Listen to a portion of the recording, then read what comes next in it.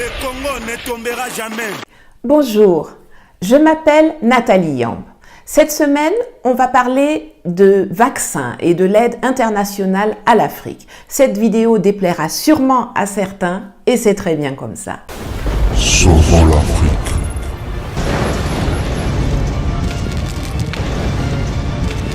L'Afrique est toujours obligée de recevoir le vaccin que l'Occident et l'Europe nous présentent. C'est ça la plus grande question qu'on doit se poser. Et quelle est la pensée derrière ces genres de vaccins que l'Occident et l'Europe est en train de nous présenter? Pendant la Covid, vous avez vu comment ils s'organisaient avec la pensée de pouvoir nous aider. Pendant que l'Afrique n'était pas du tout vraiment touchée par rapport à la Covid. Voilà, je ne sais pas. Depuis le début de la pandémie, on a vu les gouvernements dans le monde entier agir de façon erratique.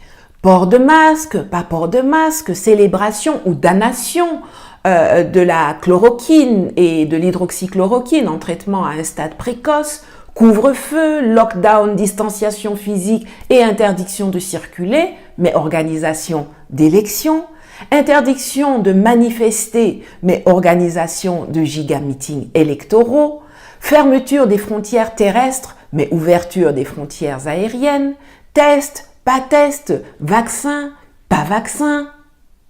Je ne vais pas faire la genèse de tous les mensonges et toutes les incohérences qui ont émaillé la gestion de cette pandémie, car on y passerait la journée. Je vais me focaliser sur le volet Afrique et relations internationales de l'affaire qui relève du pur scandale et nécessiterait une réaction énergique de la part de nos chefs d'État qui ne viendra bien entendu pas, sachant à quel point ils sont soumis à l'Occident. Je vous l'ai dit dans une vidéo récente, nous avons en Afrique des traitements préventifs et curatifs qui ont démontré leur efficacité dans la réponse à cette maladie et à beaucoup d'autres. Je m'interroge alors pourquoi des milliardaires comme le Zimbabwéen Strive Maziyiwa pleurnichent sur les coups bas des Occidentaux et l'inanité de l'opération COVAX, alors que si le but était vraiment de protéger les Africains, il suffirait de financer la recherche, le développement et la production de la pharmacopée locale africaine. J'ai entendu Strive, désigné comme envoyé spécial de l'Union africaine pour mobiliser les kits médicaux, les masques et les vaccins, se plaindre lors d'un panel avec Manuel Barroso sur CNBC que les producteurs et les acheteurs de vaccins étaient de mèche pour exclure l'Afrique et que les USA avaient mis un embargo à l'export sur certains éléments nécessaires à la fabrication des vaccins. Mais nous avons des milliers de plantes ici chez nous qui peuvent valablement être utilisées pour cela. Alors arrêtons de pleurer. Juste un petit exemple. Vous voyez la feuille d'atiéké, les feuilles de manioc qu'on connaît aussi sous le nom de katemfe. Eh bien, saviez-vous qu'en dehors des feuilles que nous utilisons en cuisine ou pour emballer nos nourritures, cette plante produit des petits fruits rouges qui contiennent une substance dénommée thomatine, T-H-A-U-M-A-T-I-N-E. C'est une protéine, ou plutôt des protéines, car elles sont deux, utilisées par les géants mondiaux de l'alimentation et de la pharmacologie comme édulcorant, exhausteur de goût ou masqueur d'amertume. C'est l'édulcorant naturel avec le pouvoir sucrant le plus élevé du monde. À poids égal, il est estimé entre 2 et 3 000 fois plus sucré que la saccharose, le sucre de table. Et en plus, il est inoffensif pour les dents. Chewing-gum, boissons sucrées, boissons aromatisées, desserts, médicaments, elle est utilisée partout. C'est versé dans nos pays. Mais nous, on prend les feuilles et puis on jette le fruit pour aller cultiver le cacao et l'EVA. Nos gars s'arrêtent en brousse pour faire pipi, ignorant qu'ils sont en train d'uriner sur de l'or pur. Eh Dieu, l'ignorance, c'est quelque chose. En attendant que des patriotes comme Mamadou Koulibaly arrivent au pouvoir pour complètement réformer le système scolaire, c'est à nous, en tant que parents, de combler les lacunes que la colonisation impose à nos enfants en leur apprenant ce qu'ils ne trouvent pas dans leurs livres scolaires actuels. À cet effet, je mettrai en commentaire le lien d'un manuel développé par le Centre suisse de recherche scientifique en Côte d'Ivoire en collaboration avec la ville de Genève sur les richesses de nos forêts africaines. Nous sommes toujours en train de tendre la main pour mendier, alors que la nature a mis à notre disposition, au-dessous, au-dessus et autour de nous, un trésor incommensurable que nous nous entêtons à ignorer. Si au lieu d'avoir des gouvernements pléthoriques, des assemblées nationales obèses, des sénats inutiles, des fonctions publiques hypertrophiées, des flottes présidentielles majestueuses, nous investissions comme il faut dans la recherche, dans l'industrialisation, dans les infrastructures sanitaires et éducatives, on ne serait pas à geindre que les autres se sont entendus entre eux pour nous écarter de la route des vaccins et des autres traitements. Vous vous souvenez que l'agent FIFA de Kylian Mbappé, j'ai nommé Emmanuel Macron, qui se pose comme celui qui aime les Africains plus qu'il n'aime ses propres compatriotes français, nous saoule depuis des mois avec sa rengaine « Il faut aider l'Afrique, il faut aider l'Afrique ». Jusqu'à avoir organisé un sommet pour financer les économies africaines, alors que son propre pays est en faillite financière, économique, morale, politique, électorale, médicale et même footballistique. Merci les Suisses.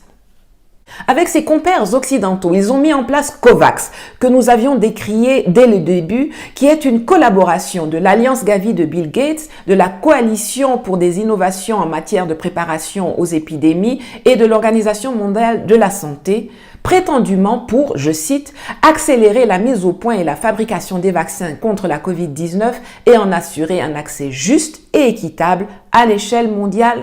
Fin de citation. Il fallait les voir seriner à longueur de journée, combien il était vital qu'on envoie des cargaisons de vaccins en Afrique alors que nous sommes le continent le moins touché par la pandémie. Il fallait les voir imposer aux mendiants professionnels que nous avons comme chefs d'État les vaccins que eux, les patrons occidentaux, ont choisis pour nous, la plèbe africaine. Il fallait voir les plus hauts responsables gouvernementaux se presser sur les tarmacs des aéroports africains pour réceptionner les cargaisons d'AstraZeneca que les pseudo-bienfaiteurs européens nous ont si généreusement envoyés. Il faut voir comment les gouvernements africains essayent d'obliger leurs populations, qui ne sont pas demandeuses, à se faire vacciner. Dans tel pays penché, on envisage de contraindre les pensionnés à se faire vacciner avant de toucher leurs prestations. Dans tel autre, on veut forcer les agriculteurs à se faire piquer en les menaçant de ne plus les recevoir dans les centres de santé s'ils n'acceptent pas les vaccins. Et puis, il y a quelques jours, patatras, la nouvelle est tombée presque en catimini. L'Union européenne ne reconnaît pas le vaccin AstraZeneca Covishield que eux-mêmes nous ont si gracieusement offert et que certains parmi nous, très zélés, se sont empressés d'aller se faire injecter. Tout comme Vouvou n'est pas Vouvou, AstraZeneca n'est pas AstraZeneca. Ce que nous anticipions il y a plusieurs mois est aujourd'hui avéré. Quand on vous dit qu'une des solutions les plus rapides pour sortir l'Afrique du sous-développement, c'est la suppression pure et simple de l'aide publique internationale, vous nous qualifiez d'extrémistes. AstraZeneca a sorti 2 vaccins. Une version désormais appelée Vaxzevria, produite en Angleterre et dans d'autres pays européens et destinée aux populations d'Europe. Et une version appelée Covishield, manufacturée en Inde et destinée aux populations d'Afrique. Si vous ne comprenez toujours pas, je vais vous le traduire en français facile. Ils ont développé, sous la même marque, un vaccin pour l'Europe et un vaccin pour l'Afrique. Et aujourd'hui, ils disent que pour être autorisés à voyager tranquillement en Europe avec le passeport sanitaire qu'ils introduisent, ils reconnaissent la version pour les Blancs, mais pas la version pour les nègres. À l'époque, quand on tirait la sonnette d'alarme, on nous qualifiait de complotistes. Aujourd'hui, ceux qui nous combattaient et nous dénigraient doivent avoir honte. Mais au-delà de la colère, il faut garder la tête froide. Je le répète sans cesse depuis des années. Les Européens nous considèrent comme des sous-hommes, des gens à qui on peut fourguer toutes les saletés du monde en se faisant passer pour des bienfaiteurs. Le jour où une majorité d'Africains aura compris que jamais les Européens ne feront quoi que ce soit pour le bien de l'homme noir, on aura fait un pas décisif dans la bonne direction.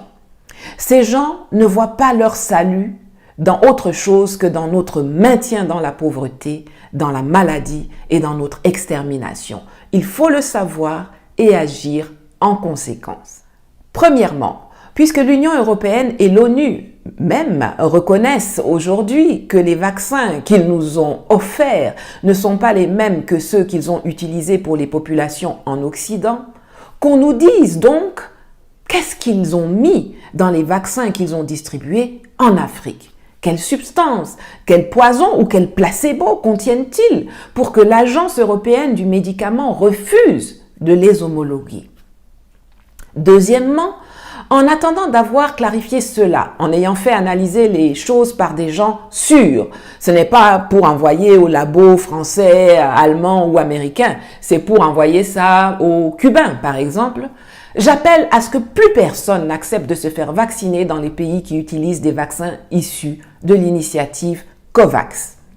Troisièmement, je demande aux présidents africains de convoquer immédiatement les ambassadeurs de l'UE et de France pour leur signifier que si l'Union européenne n'inscrit pas Covishield et tous les vaccins utilisés dans le cadre de COVAX et homologués par l'OMS avant l'entrée en vigueur du passeport sanitaire qui permettra aux étrangers de voyager en Europe à partir du 1er juillet, ils seront déclarés persona non grata chez nous. Et comme il y a très peu d'espoir que nos laquais de service qui squattent nos palais présidentiels aient le courage de faire cela, quatrièmement, j'invite les populations à descendre manifester devant les représentations diplomatiques européennes dans chacun des pays de notre continent, ainsi que contre les ressortissants européens, touristes, hommes d'affaires, diplomates, officiels qui arrivent dans nos aéroports. On doit leur faire savoir qu'ils ne sont pas les bienvenus chez nous tant que nous ne sommes pas les bienvenus chez eux. Notre façon habituelle de tendre la joue gauche quand on nous gifle sur la joue droite doit s'arrêter une fois pour toutes et maintenant. Ils nous ont pris pour des primates, pour des cobayes. Le moment est venu de leur montrer que, comme dans la planète des singes, nous les animaux, on peut les combattre et on peut même gagner contre eux. Dès que vous finissez cette vidéo, allez visionner la série, notamment les épisodes Les origines, affrontements et suprématie. Je vous mets le lien en commentaire. Nous avons le devoir d'appliquer dorénavant une nouvelle loi qui ne sera pas œil pour œil, dent pour dent, mais plutôt les 2 yeux pour un œil et toute la mâchoire pour une dent. C'est seulement ainsi que nous nous installerons, de gré ou de force, à la table des humains, puisque c'est ainsi que ceux qui nous traitent comme des bêtes se qualifient. Que tous ceux qui seraient tentés de me demander de tempérer mes propos s'épargnent cette peine. On a vu où la modération nous a menés depuis des siècles. Là où nous sommes arrivés là, nous sommes dans une situation de légitime défense. Pour finir, si Strive, Maziwa et d'autres gars lourds veulent vraiment que les choses changent, qu'ils cessent d'aller gémir dans les médias occidentaux et qu'ils financent la lutte pour la souveraineté africaine. Passez-leur le message. Merci.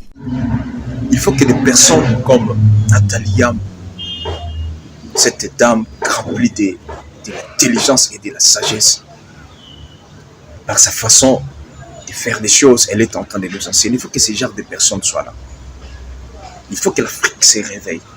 Avec ce genre de vérité, si l'Afrique reste le même après 10 ans, après 15 ans, après 20 ans, l'Afrique restera le continent le plus maudit de la terre, de toute la terre. Voilà. Il faut que ce genre de choses soient publiées partout. Ces gens ne nous aiment pas. Ces gens-là ne nous aiment pas. Ils nous présentent un autre amour Mais derrière cet amour-là se cachent beaucoup de mauvaises choses. Ils cherchent comment exterminer l'Afrique. Ils nous appellent des fois des cobayes. Il y a des textes, des fois, des vaccins, avant de le publier, ils viennent avec ça ici en Afrique. Ils testent ça aux Africains. C'est comme si nous n'avons pas vraiment de l'importance aux yeux de ces genres de personnes. Non, il faut que l'Afrique s'élève.